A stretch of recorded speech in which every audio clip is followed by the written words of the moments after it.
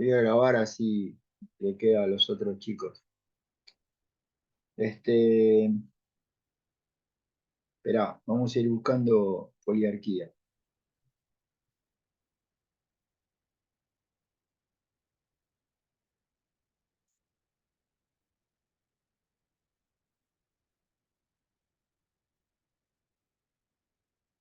Bueno, para empezar, como siempre les digo, fíjense acá, ¿no? En estos recuadros es donde están los conceptos principales.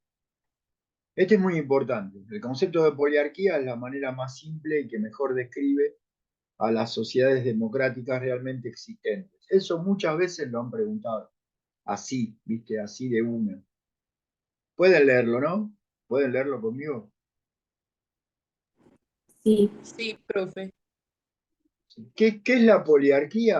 La poliarquía es eso, es la democracia actual, es la democracia a la que más podemos aspirar en las sociedades actuales.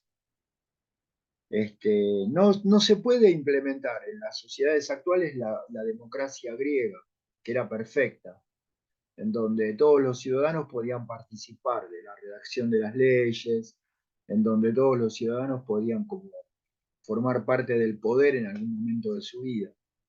En las actuales sociedades es imposible eso.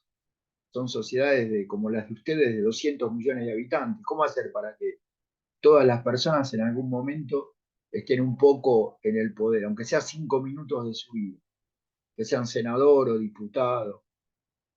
¿Qué hacer con eso? Bueno, lo que podemos tener es un marco democrático organizado en base a leyes, en base a instituciones, eh, en donde haya libertad de información, libertad de expresión, en donde se pueda, donde la persona tenga derecho a votar y a ser votada, a crear tu propio partido político, si querés, en donde todos los votos valgan lo mismo, en donde pueda haber una oposición sin temores a ser sancionados. Esa es la democracia a la que podemos aspirar y se le llama poliarquía. Eso como una primera cosa, ¿no? Así a tener en cuenta. El texto comienza diciendo que democracia es un término polisémico, o sea, tiene muchos significados. Y que, bueno, una clase de democracia es esta que llamamos poliarquía. Las características de la poliarquía están más abajo. ¿De qué significa poliarquía? Significa que es una democracia en la que todos tenemos derecho a votar y a ser votados. Es un tipo de democracia en donde, si bien no todos podemos participar del poder, muchos, la palabra poli significa muchos, muchos quizás podamos, directa o indirectamente, participar del poder político, de estar cerca bueno, de las decisiones que los gobernantes toman. Eso se puede en tanto y en cuanto haya, por ejemplo, libertad de expresión, libertad de información, derecho a votar y a ser votado. Ahí están las características, ¿no? La primera, la segunda, las elecciones deben ser limpias, todos los votos deben valer lo mismo. Es una democracia, digamos, a la que se debería, es la democracia realmente existente en los países que tienen buena democracia, y esa es la democracia a la que todos deberíamos aspirar, ¿no?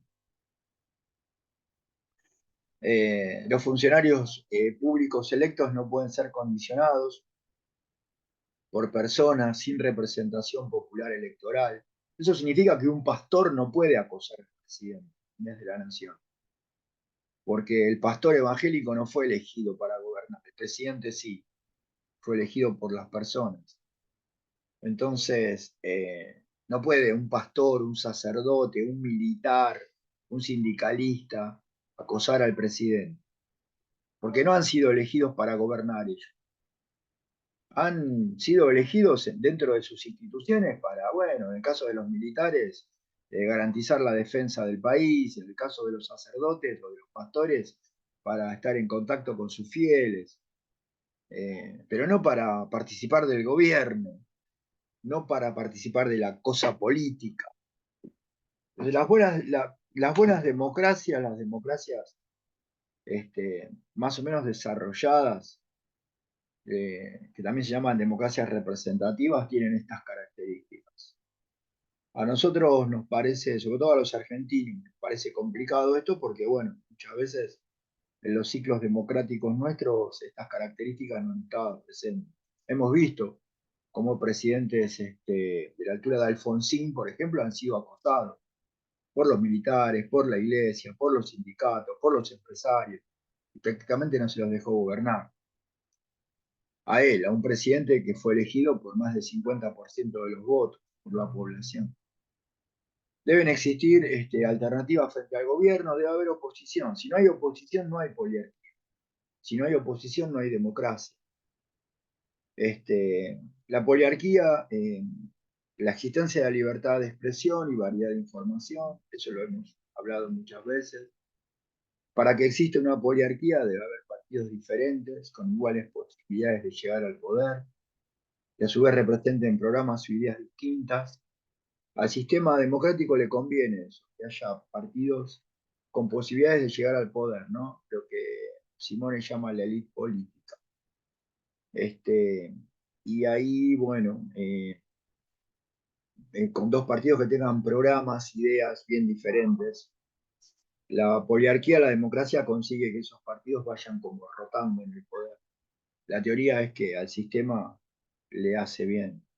Acá viene lo más importante, lo que sí o sí tenemos que saber para mañana, el marco institucional de la poliarquía. Porque este tipo de democracia no crece de una planta, es como que hay que organizarla y se la debe organizar en base a leyes, a instituciones. Hay que crearla la poliarquía. Tiene que haber una ley que asegure la libertad de expresión y la libertad de información para todos los ciudadanos. Tiene que haber una ley que asegure que todos tenemos derecho a votar y a ser votados. Tiene que haber una ley que defienda al presidente cuando es acosado por un pastor evangélico, por un sacerdote católico, por un militar. Esas leyes, esas leyes están basadas en dos principios acá. Dos principios fundamentales, el de inclusión y el de contestación. El principio de inclusión dice que al haber poliarquía, y bueno, muchos poli, vamos a estar más incluidos en el tema político. Al haber libertad de información, al poder votar en elecciones limpias, al tener derecho a votar y a ser votado, al ser todos los votos iguales, hay mayor inclusión de los ciudadanos en las decisiones políticas. Y también la poliarquía da la posibilidad de contestación. Al haber elecciones limpias, libres, al haber información libre, libertad de expresión, es posible contestarle y remover del poder al que lo ostenta. Es posible cambiar un presidente y que venga otro presidente, que haya otro gobierno con otras ideas. Eso en cuanto a eso en cuanto a la teoría, ¿no? ¿Entendieron eso? Sí. Sí, profe. Lo más importante, creo, de todo esto es el marco institucional y esos dos principios, el principio de inclusión y el de contestación. Si hay poliarquía, uno puede, porque hay elecciones libres, limpias, porque hay derecho a votar y a ser votado, etcétera, uno puede contestarle al que tiene el poder, e incluso hacer que ese poder acabe, como va a pasar en las elecciones que pronto va a haber en Argentina. Alberto va a dejar de ser el presidente. Uno puede como responderle con elecciones a lo mal que hizo un gobernante, a las cosas malas que hizo un gobernante. Eso en la dictadura no se puede. Es difícil en las democracias de baja calidad, esas democracias que vamos a ver para el segundo parcial, que se llaman democracias delegativas. Se puede conseguir esto en la poliarquía. Es muy importante esto que estoy marcando acá, ¿no? El marco institucional de ella. El principio de inclusión se relaciona con la participación de los ciudadanos en los asuntos públicos. La poliarquía asegura eso. Un recurso de la poliarquía es llamar a consultas populares, a referéndums, a los ciudadanos, como hizo Alfonsín con la cuestión, con el tema del canal de Beagle, que la población fue la que decidió. En realidad hubo acuerdo con Chile porque la población argentina decidió sí aceptar la propuesta papal. Alfonsín usó uno de los recursos de la poliarquía, que es que el presidente no toma la decisión solo, no toma una decisión trascendente, importante, como era solucionar ese problema limítrofe con Chile, y lo deja en manos de la población vía consulta popular. Se hizo la consulta popular y ganó el sí abrumadoramente. Eso es poliarquía. Los registros poliárquicos nuestros son breves, sobre todo en el segundo, en el tramo de historia que nos ha tocado leer de Romero desde 1966 hasta 1989. Hay más dictaduras y gobiernos híbridos eh, que poliárquicos. El ciclo del doctor Alfonsín quizás sea de mayor poliarquía. Pero ahí se ve con Alfonsín cómo él tuvo que lidiar, ¿no? Lidiar significa cómo él chocó y cómo fue frenado, como cuenta el libro de Romero, por todos los factores de poder que hemos estudiado. Y la poliarquía asegura eso, inclusión y contestación. Inclusión y contestación. ¿Entendieron eso? Sí, profe, gracias. Yo estoy grabando la clase, así que después se las mando de vuelta. Y Y ustedes alguien, hay como hablar ¿sí? sobre las delegativas. No, las delegativas no tocan para este parcial, son para el segundo parcial.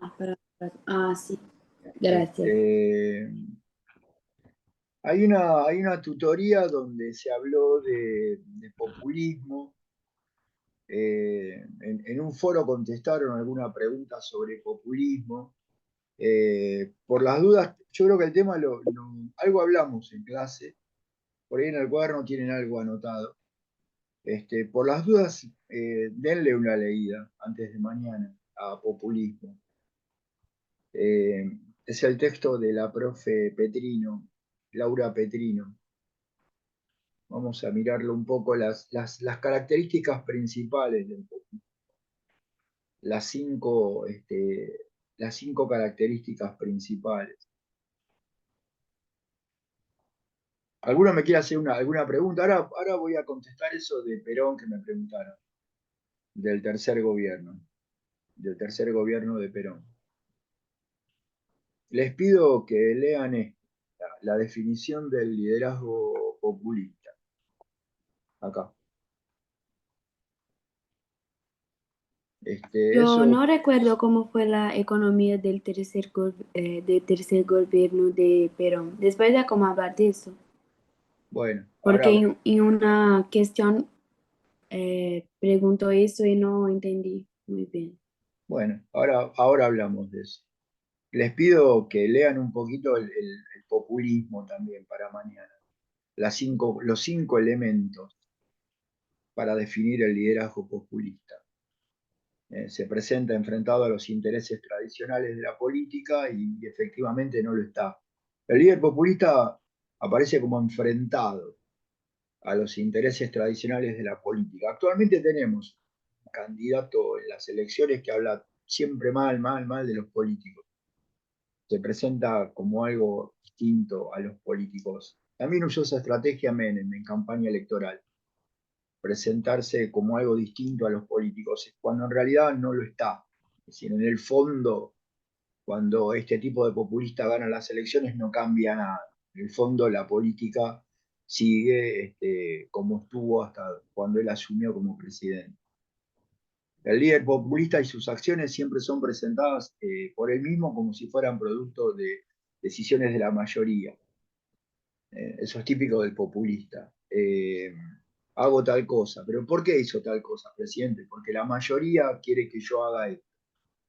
Cosa incomprobable, ¿viste? Porque a la mayoría nadie le... Primero, ¿qué es la mayoría? Y segundo, nadie le preguntó a la mayoría, ¿sabes? Muchas veces hemos tenido presidentes así. Dice, ¿por qué usted firmó el tratado con Inglaterra para el tratado de pesca con los ingleses? Algo que hizo el presidente Menem. Porque la mayoría sí quería que se hiciera. Y no, ¿viste? Por ahí la mayoría quería otra cosa. Es típico del líder populista, hablar siempre como interpretando a la mayoría. Tiene una relación directa y personal con su pueblo. El populista no cree en leyes, no cree en instituciones formales ni en partidos políticos. Es como, si pudiera el líder populista no tendría Congreso tampoco. Él piensa al Congreso como algo que traba, que obstaculiza su gestión, su forma de hacer política. Polariza la sociedad. El populista tiene un discurso que polariza, que divide fuertemente a la sociedad. Queda la sociedad dividida en los que están a favor del líder y los que están en contra. Queda como una brecha, una grieta en la sociedad. Lean esas 5 características. El líder populista para sus seguidores es una persona extraordinaria, en la que se debe confiar ciegamente, debido a sus dotes poco comunes. Perón, Menem, Irigoyen son los populistas nuestros principales. Son personas con las cuales los seguidores los consideraban y los consideran seres extraordinarios, incluso colocados en la historia de la Argentina como por alguna suerte de providencia, como que el destino los colocó acá. Eh, las 5 características del populismo, léanlas por las dudas, en el texto que estoy mostrando. Es un texto que a veces dan, a veces no, porque tienen que hablar forzosamente de política, y entonces, bueno, ahí, viste, quedan a veces enredados en, en mencionando, ¿no? Mencionando líderes, mencionando políticos, y esto plantea a veces una posibilidad de discusión en el foro, ¿viste? Hay muchos alumnos argentinos que se ponen a discutir en el foro si fulano es populista, si fulano no es populista, ¿no? Entonces es un tema es un texto que a veces lo enseñan y a veces no. Este,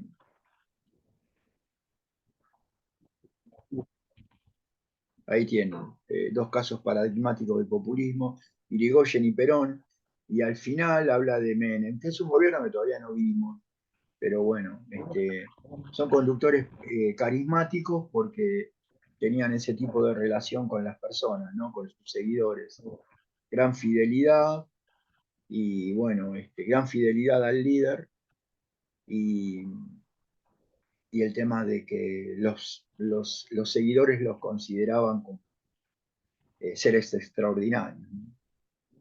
Lean populismo, por las dudas. Esas 5 características, sobre todo.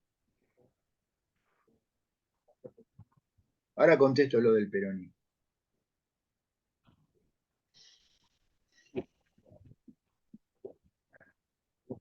¿Qué querías saber del peronismo? Sobre la economía. Bueno,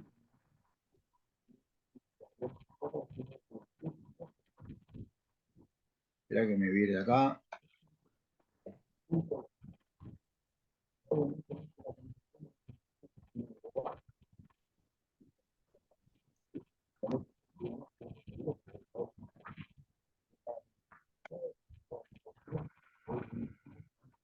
Bueno, a ver, cosas que nos dice Romero. Esperen un segundito que voy a buscar mi libro. Esperen un segundito. Voy a buscar mi libro, así les leo del libro directamente.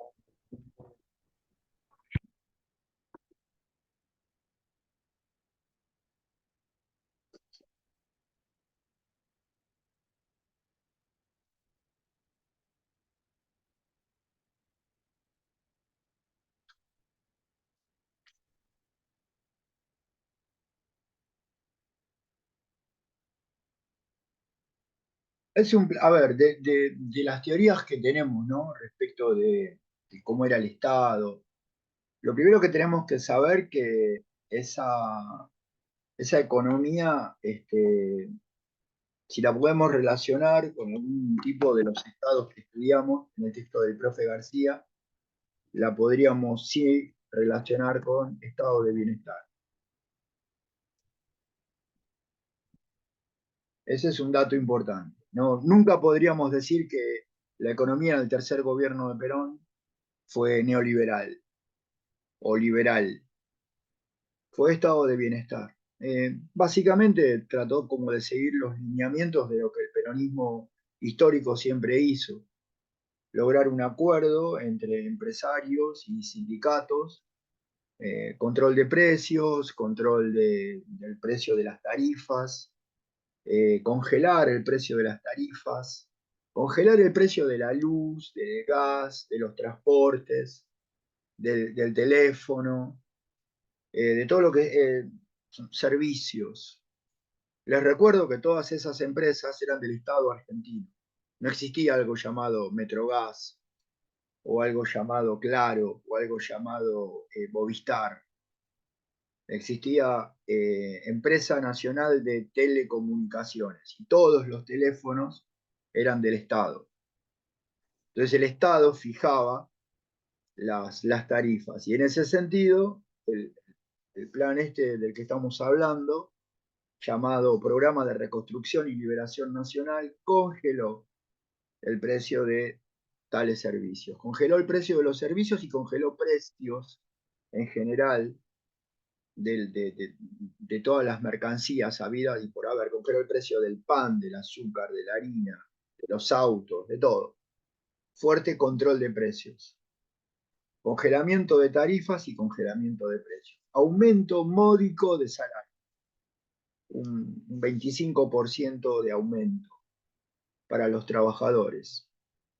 Después los sindicatos lo consideraron insuficiente ese aumento, pero bueno. Trató de no castigar a ninguno de los sectores que intervienen en un mercado económico. No hubo sanciones a empresas extranjeras, hubo ayuda al capital nacional, hubo subsidios, créditos a la pequeña y mediana empresa argentina, cosa que hace siempre el peronismo, por lo menos el peronismo histórico. Y fuerte apoyo, fuerte respaldo del capital nacional. Volvió eso de comprar argentino. Trató de conseguir nuevos mercados para los productos argentinos. Mercados como, por ejemplo, la Unión Soviética, Irán, Irak, Medio Oriente, Cuba. Se vendieron buses. Argentina fabricaba muy buenos buses, muy buenos ómnibus. Se vendieron muchos, miles de buses a la Unión Soviética, que los necesitaba como transporte. En fin, se buscaron nuevos mercados. No se castigó a ningún sector en particular. Históricamente el peronismo siempre tuvo mala relación con el sector agrario, con los productores rurales. Bueno, eso se trató de recomponer. No hubo, dice Romero, una política de premios y de castigos. El productor quien producía mucho, trigo, carne, era ayudado por el Estado, se le cobraba menos impuestos. Y el productor que no producía, el que tenía mucho campo y no producía, era castigado con el aumento de impuestos. Política de premios y de castigos para los productores agrarios. El que más produce, menos impuestos paga. Era como una ayuda del Estado. Y el que no produce, el que tiene mucho campo y no produce nada, ese paga más impuestos. La idea era exportar mucho trigo, exportar mucha carne a mercados no tradicionales, a mercados que un poco la Argentina descubrió. Eso de venderle, como hacen muchos países hoy a China, eso empezó con Argentina en 1973, con este plan. Argentina fue uno de los primeros países en descubrir esos mercados, en dejar de vender carne nada más que en Inglaterra o en Europa, en salir a vender carne en Medio Oriente, en salir a vender carne a la Unión Soviética, cereal, mucho cereal a la Unión Soviética, mucho cereal a China, mucho cereal a Medio Oriente, como dije. El plan logró estabilizar la economía, el plan logró una estabilización en cuanto al viejo, al eterno problema de la Argentina, que es la inflación, pero bueno, Perón se muere. En el medio de este desarrollo del plan, a los pocos meses, Perón se muere. Perón se muere en una situación política del país muy complicada, en donde había como una lucha facciosa dentro del peronismo, lo hemos hablado, los montoneros contra los grupos ortodoxos del peronismo. Perón se muere en medio de todas esas. Indudablemente esas tensiones afectaron su salud, esa situación de desobediencia, los propios peronistas a Perón lo afectó mucho, y quizás se muere un poco antes de lo esperado. Y bueno, el plan que tiene un concepto muy importante, el concepto de pacto social. Este plan Perón lo logró iniciar en base a un pacto social que él propuso y que logró consumar, logró materializar, concretizar. Un pacto social entre trabajadores, sindicatos, vamos a poner, y empresarios. Perón decía, si los sindicatos no entienden que no pueden pedir aumentos del 200% y los empresarios siguen aumentando los precios, es imposible detener la inflación, es imposible que haya un marco económico positivo.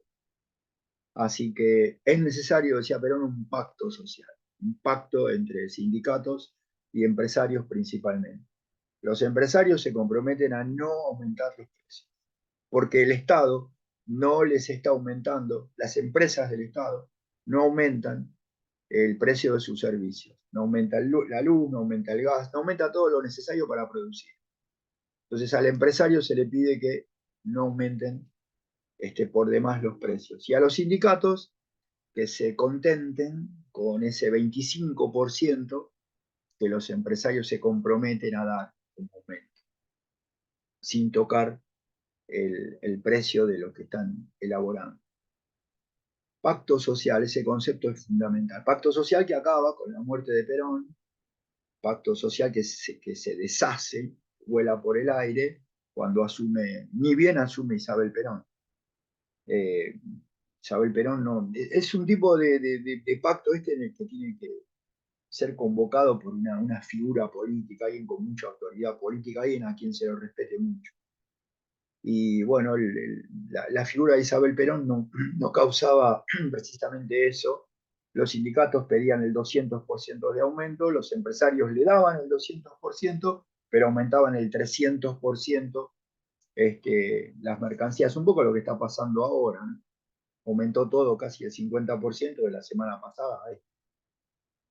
Ustedes viven en Buenos Aires ahora, saben a lo que me refiero. Cuando hablamos de inflación ya sabemos de qué estamos hablando. Perón trató de controlar eso trató de acabar con ese problema histórico, congelando a la vez precios y tarifas, dándole un aumento que los sindicalistas consideraban como mínimo. Y así, bueno, la idea de Perón era que se lograra como una situación de equilibrio, de no inflación, y que de a poco se reiniciara, ¿no? El sistema de producción, distribución de bienes, consumo de bienes. Eso es lo que te puedo decir del pacto social. Voy a mandar un archivo después en donde están todos los planes económicos y les puede venir bien. ¿Entendiste? No sé quién fue la que me preguntó. ¿Tenés alguna duda? ¿Querés que te aclare otra cosa? No, muchas gracias. Jorge, Sí, ¿qué tal? yo quería que explicase sobre la primavera de los pueblos. Solo Bien. fue un acuerdo que dijo que Perón podría volver o tuvo otra cosa más. ¿De Primavera de los Pueblos? Claro. A ver, para recordar.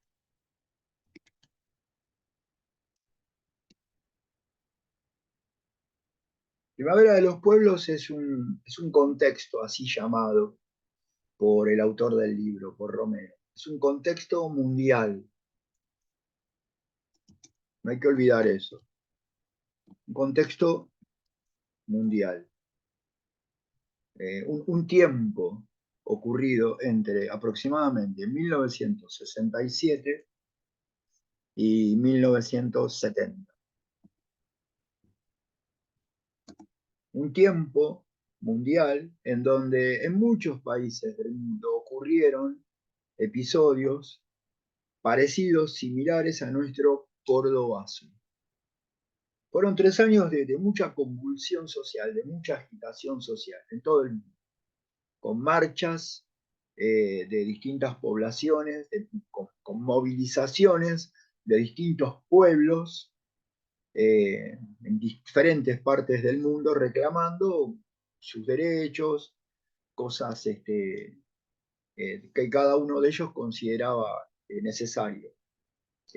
Convulsiones políticas y marchas por la paz mundial, por el derecho de los negros en Estados Unidos, en Chicago, en New Orleans. Las marchas de Chicago fueron muy violentas, en un contexto en donde muere el principal político negro que existió hasta ese momento, Martin Luther King. Eh, Venían ellos del asesinato de Kennedy, ¿no? O sea, ellos entran ahí al 67, 68 con mucho problema político. Hablo de Estados Unidos. Y en Estados Unidos, en Boston, en California, en Chicago. En el resto del mundo también, en París en 1968, toda la ciudad de París ocupada por obreros y por estudiantes. Durante 2 meses no hubo actividad en la ciudad de París.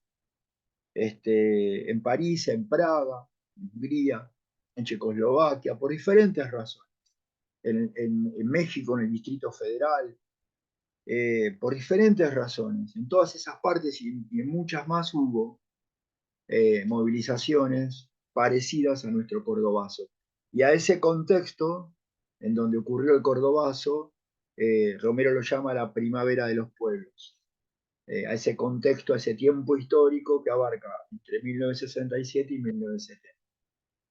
En ese contexto, nuestro Cordobazo con sus réplicas internas, nuestro Cordobazo con el Rosariazo, el Mendozazo, el Tucumanazo, todo ocurrió como muy pronto después de él, ¿no? Después del Cordobazo. El Cordobazo y todo lo que pasó después como un factor de deslegitimación de la dictadura de Onganía, como que Onganía no tuvo ya más respuesta política a tantas movilizaciones y el Cordobazo y todo lo que ocurrió luego lo desgastaron su imagen. Él tenía una imagen de mucha autoridad, fue desgastada por el Cordobazo. Y eso es la primavera de los pueblos, un momento del mundo donde los pueblos tuvieron como su primavera. Y bueno, salir a la calle y reclamar y conseguir en el caso de Estados Unidos, en Chicago, que haya de vuelta escuelas para negros. Eh, en Estados Unidos, los blancos usaban una parte del bus y los negros la otra, que los blancos y los negros puedan mezclarse. En Estados Unidos se consiguieron esas cosas, o por lo menos se empezó a hablar de ellas y posteriormente se consiguieron leyes. Eh, Y así en muchos países del mundo, muchos pueblos en la calle pidiendo cosas, como el pueblo de Córdoba en Argentina, espontáneamente también, marchas espontáneas como fue nuestro Cordobazo. ¿Entendiste, Stephanie? Sí, sí, creo que me confundí entonces. ¿Cómo se llama el acuerdo que hicieron para que el peronismo volviese? El acuerdo para que el peronismo volviese, el, el, Claro, antes eh, del Cámpora. No, bueno, por ahí te referís al pacto Perón-Frondizi, pero eso no entra en nuestro parcial. Ah, bueno, O sea, vamos entonces, digamos que el terminó. gobierno de Frondizi es de 1958 y nuestro parcial arranca en 1966. Así que si ves preguntas tipo pacto Perón-Frondizi, eso no nos corresponde a Mm, nosotros. pero hasta lo no sé, Perón estaba en exilio, ¿no? O sea que el Sí, peronismo sí, no podía. no un acuerdo explícito, pero la idea era, bueno, hay elecciones, pero sin Perón acá. Fue lo que pasó. Perón no Claro, vino, Perón dejó a Cámpora, su delegado personal, Cámpora, fue el candidato a presidente en las elecciones. dale. Entonces no tiene un nombre para eso. No, no tiene un nombre. Lo que dice Romero, que entre Lanusse y Perón se desarrolló una larga partida de ajedrez, xadrez, como dicen ustedes. Empezó una partida de ajedrez, porque Lanusse trataba de que Perón dilate su regreso lo más que pudiese. Lanusse trataba de que las elecciones tarden lo más que se consiga para que el peronismo no vuelva al poder, no retorne al poder con tanta energía, con tanta fuerza. Los militares sabían además que la salud de Perón estaba mala y que probablemente la idea de los militares es que ganar tiempo para ver si Perón se moría en España, en vez de venir a morir acá. Y Perón, por otro lado, consideraba seriamente eso de no venir directamente, de gobernar como a distancia, a través de un delegado, cosa que hizo finalmente Cámpora. Y Perón no estaba convencido de que acá en Argentina hubiese seguridad para él. La ANUCE no daba garantías de seguridad a la vida de Perón. La ANUCE dijo, quien quiera venir, que venga. Si Perón quiere venir, que venga. Pero nosotros no le podemos garantizar la seguridad. Acuérdense, bueno, esto tampoco nosotros lo vimos o lo mencionamos así en algún momento. Recuerden que los montoneros ya habían ejecutado a Aramburu, los montoneros habían asesinado a Aramburu, que era como la figura contraria a Perón. La Argentina de aquel entonces, por lo menos hasta 1970, desde 1955 hasta 1970, estuvo dividida en dos figuras políticas principalmente. Una la de Perón, indudablemente, y la otra Aramburu, que fue el presidente que lo continuó, ¿no? Después de 1955. Los antiperonistas amaban a Aramburu, los peronistas amaban a Perón. Acuérdense lo que hicieron los montoneros con Aramburu. Eso lo hemos visto. Los montoneros asesinaron a Aramburu. Y Perón sentía entonces que él también podía ser asesinado acá. Fuerzas, por las fuerzas de seguridad mismas, por los mismos militares. No, Perón no, consideraba que no estaba garantizada la seguridad. También por eso no vino. Vino un mes, volvió en 1972, en noviembre de 1972 regresó al país. Una visita breve, muy corta. No alcanzó a estar un mes, estuvo 24 días. Se fue antes del Natal de 1972. Y dejó organizado al peronismo para las elecciones de marzo de 1973. Fueron días muy complicados eso, con Perón y su seguridad, temiendo atentados, temiendo alguna bomba, temiendo algún ataque a la residencia donde él estaba morando, donde él ficó en esos días. Fueron días muy complicados. Ese mes de noviembre de 1972 con Perón acá, ya viviendo en Buenos Aires, en Vicente López, en una casa en Vicente López. Muy complicado. Y bueno, toma la decisión, ya sabía, de bueno, dejar al peronismo organizado. Dicen los peronistas, bueno, pero ¿quién va a ser, si usted se va, quién va a ser nuestro candidato a las elecciones de 1973? Cámpora, dice Cámpora. Cámpora y un conservador de la provincia de Buenos Aires, un político de clase alta, pero que siempre tuvo buena relación con el peronismo, Vicente Solano Lima. Él deja a esos dos. La fórmula presidencial del peronismo es esa. para las elecciones de marzo de 1973 y se vuelve a España. Perón se vuelve a España. A esperar que Cámpora gane las elecciones y comience a ejecutar lo que, bueno, él le ha dejado en cuanto a órdenes, a directivas, y a las directivas que él va a enviar desde España. Su seguridad está garantizada, no lo van a matar, va a ficar allá tranquilo en España, no va a tener el estrés de gobierno. Pero todo eso cambia porque, como vimos también, el gobierno de Cámpora se izquierdiza demasiado. Perón ve que Cámpora no le da como... Pero el entorno de Cámpora no le permite gobernar a Cámpora como Perón hubiese deseado. Por eso toma la decisión de volver al país. Vuelve en junio de 1973. El gobierno de Cámpora en julio renuncia, es un gobierno de 47 días. Hay elecciones nuevamente, ya con Perón acá, y bueno, las gana. Y así asume como presidente por tercera vez. No sé si fui muy largo, Stephanie, si necesitaba bastante información, si me No, extendí. no, perfecto. Ahora se lo entendí. Gracias.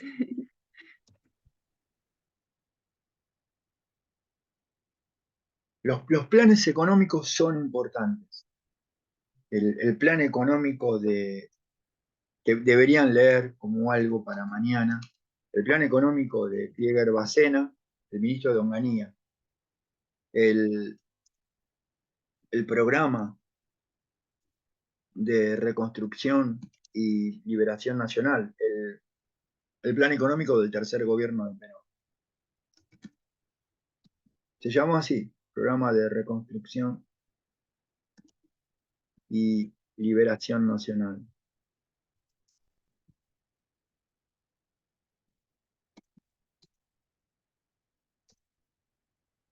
Creo que también habría que leer Martínez de Oz, La economía imaginaria, todo lo que contamos de este personaje, cómo alimentó cómo generó esa ficción, esa cosa imaginaria de que si dejábamos de industrializar, si abríamos la economía, si el Estado se achicaba, entonces la Argentina iba a crecer. Creo que les mostré publicidades en contra de la industria nacional, ¿no? Ocurridas durante esta dictadura que tuvimos, de la cual Martínez de Oz fue el ministro de Economía. Atención con Martínez de Oz. Atención con Martínez de Oz porque nos pueden preguntar muchas cosas, nos pueden preguntar si todos los militares estaban de acuerdo con él. Explicamos que no, que los militares, muchos militares, vieron que iba a generar conflicto social el programa de él. Pero bueno, él se presentó diciéndoles, era una figura muy importante en el mundo de los negocios, Martínez de Oz. Creo que también les expliqué el origen social de Martínez de Oz, clase muy alta, top. La familia de él históricamente, una de las familias de más dinero de la Argentina, históricamente, cuando digo históricamente, hablo del año 1770. Desde 1770 la familia Martínez de Oz es una de las más ricas, de las de más dinero de esto que hoy se llama Argentina, que en su momento fue colonia de España, ¿no? En fin, productores de carne y dueños de miles, de millones de hectáreas de campo. Y ahí sale este personaje. Que bueno, a los militares los sedujo con esto de que él iba a conseguir créditos en el extranjero, de que era muy conocido en el extranjero, y que los créditos para Argentina iban a fluir, para que los militares compren armamento, para que los militares organicen el Mundial de Fútbol. Ahí cuando dijo esas cosas, los militares, bueno, lo aceptaron. Era muy amigo de Videla, era muy amigo de Jorge Rafael Videla, el jefe del ejército que dio el golpe de Estado contra Isabel Perón, y Videla quería que él fuera su ministro. Hubo una reunión con los militares, con los jefes militares de aquel entonces, y él expuso en esa reunión cuál era el plan. Los militares querían comprar armamento, los militares querían mejorar sus sueldos, querían alto presupuesto, alto orçamento para la defensa nacional. Y Martínez de Oz todo eso se lo garantizó, entonces él fue aceptado como ministro. Eso nos van a preguntar. Si fue unánime o no la aceptación por parte de los militares de este ministro. Y después lo que hizo, ¿no? Su política económica de apertura de la economía, su política de fomentar la especulación con altas tasas de interés en los bancos, con la tablita. Hay una expresión que define lo que fue esta política, plata dulce. Está así en el libro de Romero, estaba entre incluso. Plata dulce, dice. La Argentina de la plata dulce. ¿Qué significa eso? Significa que ponías dinero a trabajar en un banco, las tasas de interés eran altísimas y el banco te daba un interés. Ganabas dinero como sin trabajar, ¿entendés? Plata dulce significa eso. Vivimos en una especie de burbuja, de bolia, como es que dicen ustedes, bola, no sé cómo. Vivimos en una especie de burbuja económica durante 3 o 4 años, creyendo que eso estaba bien, creyendo que eso es natural. Vivimos en esa ficción, por eso Romero dice la economía imaginaria. Vivimos en esa ficción, con gente vendiendo su casa y colocando el dinero en el banco. Mientras la apertura de la economía era completa y iban cayendo una a una las empresas nacionales, los grupos nacionales. Algo de ahí va a caer seguro. Hay 2 ministros sobre los que siempre tenemos preguntas. Uno es Cavallo, el ministro del presidente Menem, ya nos tocará para el segundo parcial, y el otro es Martínez de Oz, porque se los recuerda, por lo menos así lo recuerdan los profesores de la UBA, como 2 de los peores ministros de Economía de la historia argentina, por las transformaciones negativas para el país que ocasionaron, por las grandes transformaciones negativas para el país que generaron. Con el agravante de que Martínez de Oz llevó a cabo su gestión en el marco, en el contexto de una dictadura que, bueno, sabemos ahora nosotros cómo trataba a sus opositores, ¿no? Con los 4 momentos, con el secuestro, la detención clandestina, la tortura. Todo el que criticara a la dictadura era secuestrado y después desaparecido. Recuerden eso, ¿no? No es la dictadura de Onganía que, bueno, te golpeaban un poco, te torturaban. Acá la gente era desaparecida, ¿no? Tirada desde los aviones, como ya hemos hablado varias veces, el genocidio, el terrorismo de Estado, ¿no? Textos esos que acompañan o permiten interpretar mejor el texto de Romero. Así que Martínez de Oz, por favor. Y otro plan económico es el plan austral. Otro plan que me gustaría que lean, el plan austral, que es el segundo plan de Alfonsín.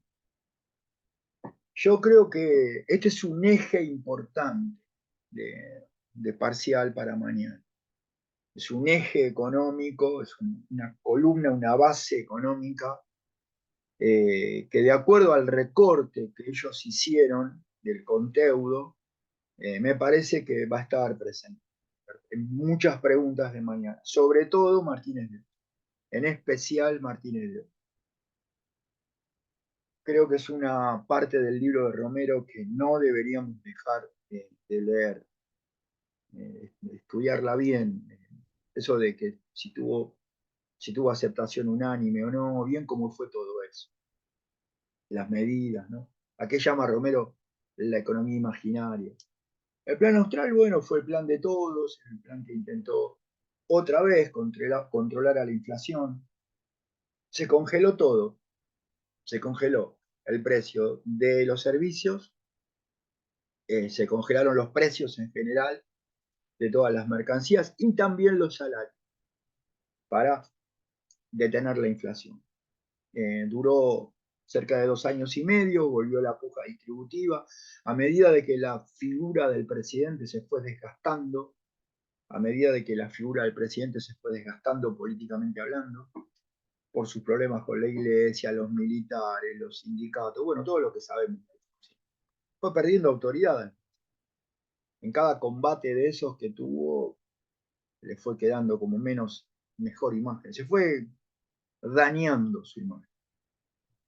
Y llega un momento que, bueno, el plan austral también es desautorizado porque es como que los empresarios y los sindicatos empiezan como eso que en clase llamamos la puja distributiva, ¿no?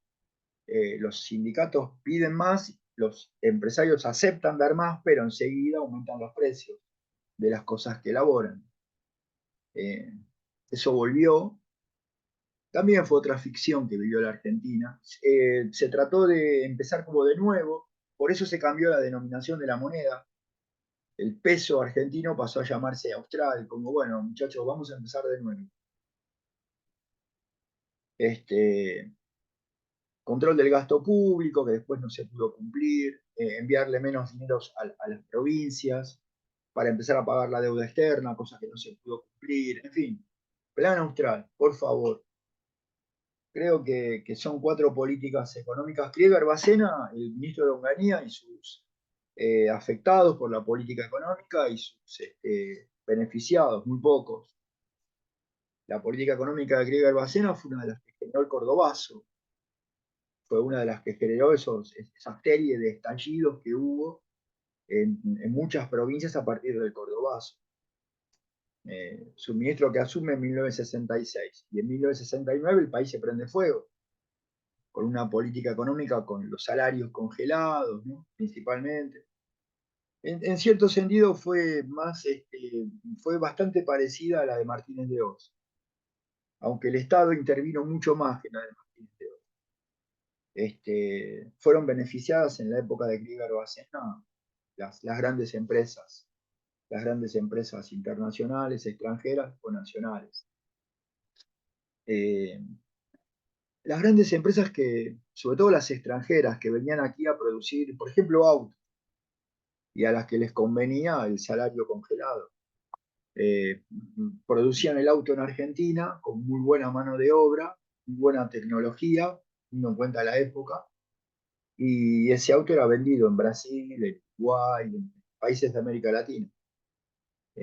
A muchas marcas, a muchas empresas como Renault, como Ford, les resultaba más conveniente fabricar el auto en Argentina a menos costo que hacerlo en Estados Unidos y enviarlo desde Estados Unidos, o Peugeot desde Francia, o Renault desde Francia, al país latinoamericano.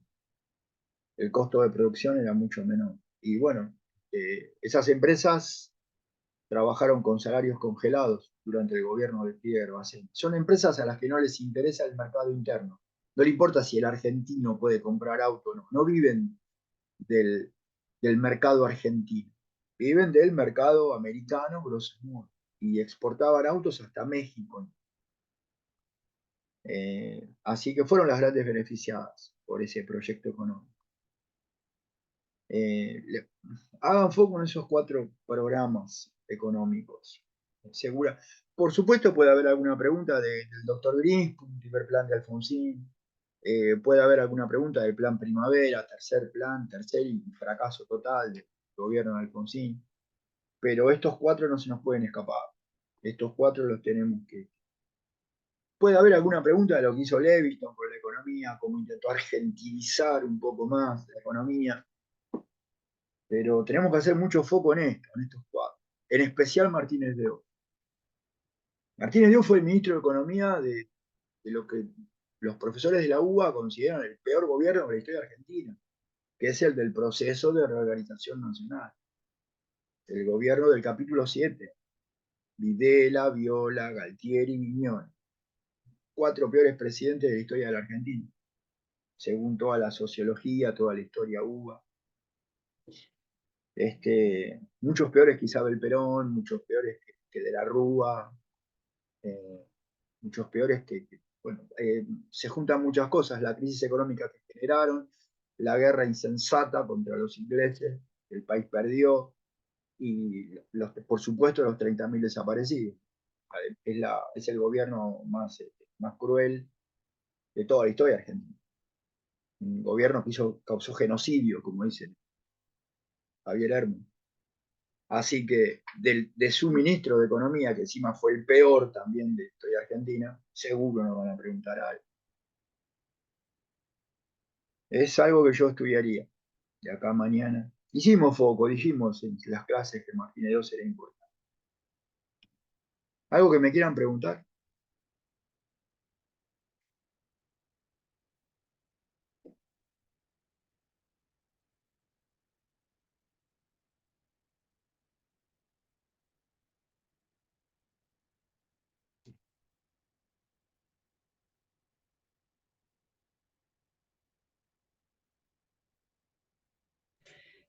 ¿Podría decir un poquito sobre primavera no, plano primavera?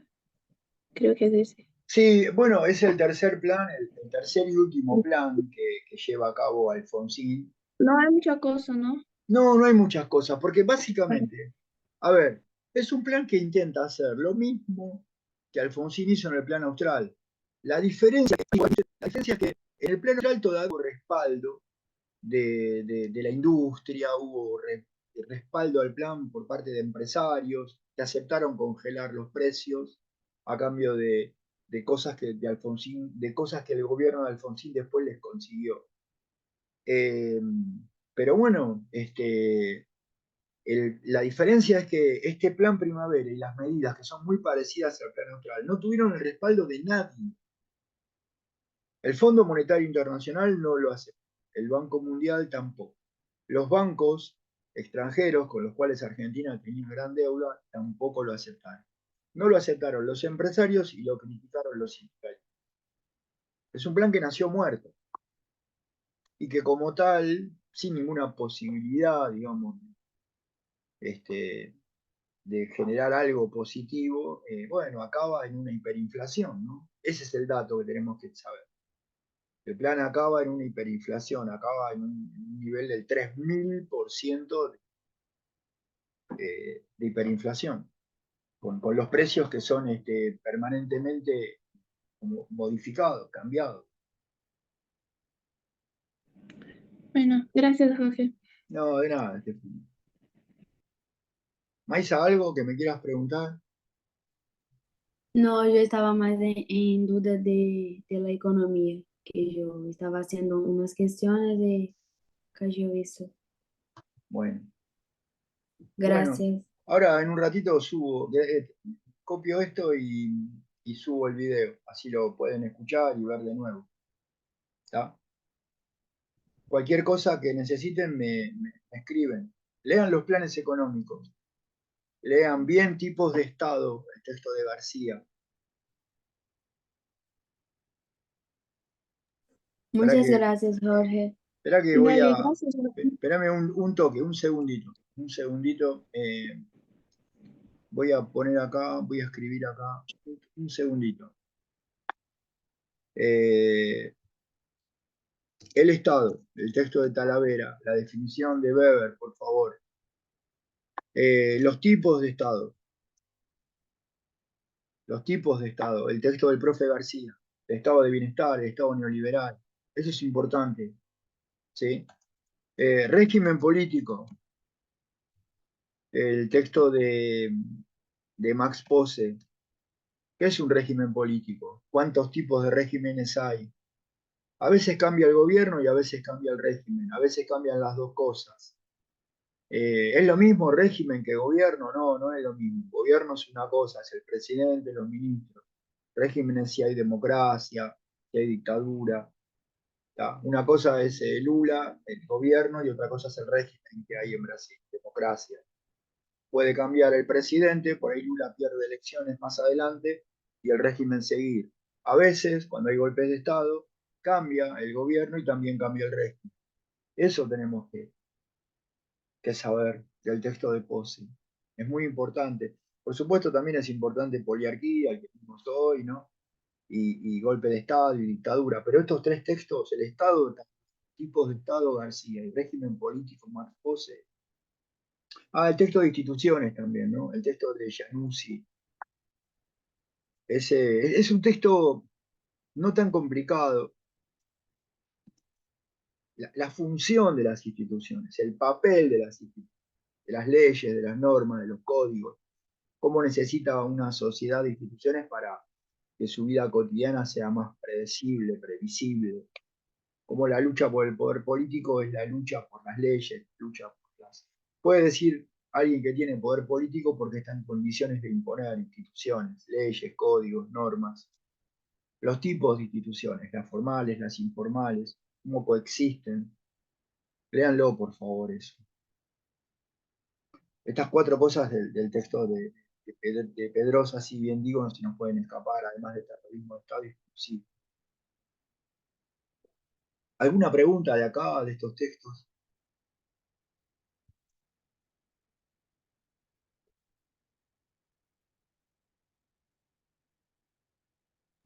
No, creo que no. Bueno, ahora finalizo la sesión y grabo y les mando el videito.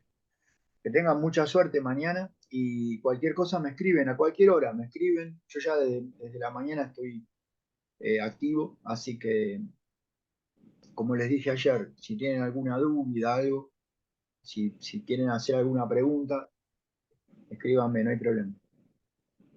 Dale, Gracias, gracias. Jorge. Nos Chao. vemos. Buenas noches. Buenas noches. Chao. Nos vemos.